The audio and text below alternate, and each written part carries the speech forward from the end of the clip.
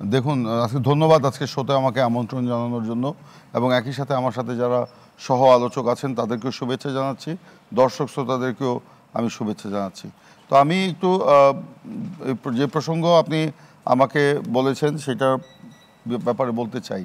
যে জানেন যে গত 15 বছর আওয়ামী লীগ বাংলাদেশের রাজনীতির নামে যে একটা ধ্বংসাত্মক কাজ চালিয়েছে, এবং একটা মানে রাজনীতি মানেই মনে হচ্ছে যে একটা অবৈধ পথে টাকা বানানোর একটা পথ, রাজনীতি মানেই হচ্ছে বা ক্ষমতাসীন দল মানেই হচ্ছে যে অবৈধ টাকা বানানোর একটা মেশিন।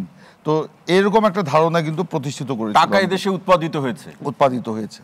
তো মনে করে যে টাকার একটা গাছ আছে, গাছটা ঝাঁকি দিলেই বোধহয় টাকা পড়ে, এরকম একটা তারা পরিস্থিতি তৈরি করেছিল।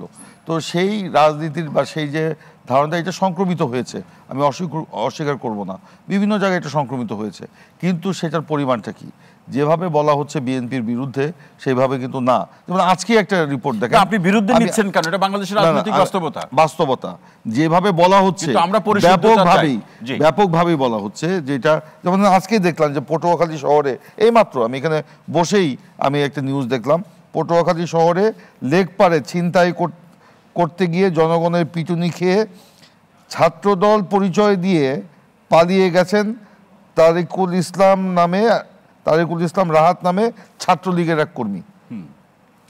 সে বলেছে আমি ছাত্রদল করি, পরে ধরার পরে তার পরিচয় সূত্রে জানা গেল সে ছাত্রলীগের কর্মী। এরকম ঘটনা তো ঘটছে, কে দেখবে এগুলো? এটা প্রশাসন দেখতে হবে। এটা তো বিএনপির পক্ষে এটা পাহারা দেখা সম্ভব নয়, কিন্তু তৃণমূল পর্যায়ে আপনাদের নেতা আমি আসছি। তারপরে আমাদের কিছু ব্যক্তি, কিছু বিপদগামী কর্মী, কিছু এই সংক্রমিত হয়ে করছে না, এটা অস্বীকার করব না, কিন্তু আপনাকে দেখতে হবে আমরা কি আওয়ামী লীগের মতো গা বাঁচানো কাজ করছি? তা নয়। বিএনপি একমাত্র দল যে তার বিপদগামী কর্মীদেরকে শুধু দল থেকে সাংগঠনিক ব্যবস্থাই নিচ্ছে না, তাকে আইন শৃঙ্খলা রক্ষাকারী বাহিনীর হাতে তুলে দিচ্ছে। সেটি তো আছে, কিন্তু প্রিন্স ভাই যে আলোচনাটি আছে, যে ব্যবস্থাগুলো গ্রহণ করছেন, তার প্রেক্ষাপটে বাংলাদেশের বাস্তবতাকে সামনে রেখে অনেকে বলছেন বিএনপি ভালো সাজার চেষ্টা করছে। এটা দেখুন, যারা এসব কথা বলেন তাদের চোখ ভালো না, চোখের চিকিৎসা করানো, মনও ভালো না তাদের। তো আমি বলবো, কারণ এটাকে আপনার একটা মানে ভালো মন দিয়ে দেখতে হবে। আমার একটা ভালো উদ্যোগকে আপনি সমর্থন করবেন না, আপনি ভালো বলবেন না, শুধু খারাপটাই দেখবেন। সব খারাপ কাজ করি। আমার দলের ভারপ্রাপ্ত চেয়ারম্যান তো আজকেও বলেছেন যে লোকটি, যে ব্যক্তিটি আমার দলের জনগণের বিরুদ্ধে চলে গেল, তাকে আমার ওন করতে আমি পারবো না, এখানে আমাকে স্বার্থপর হতে হবে। Message clear. নির্বাচনে এরকম থাকবে, অবশ্যই নির্বাচনে থাকবে, নির্বাচনের পরেও থাকবে। তারেক রহমানের যে স্টেটমেন্ট, একটা পলিসি স্টেটমেন্টের কথা স্মরণ করিয়ে দিই, আমি মাঝে মধ্যেই বলি।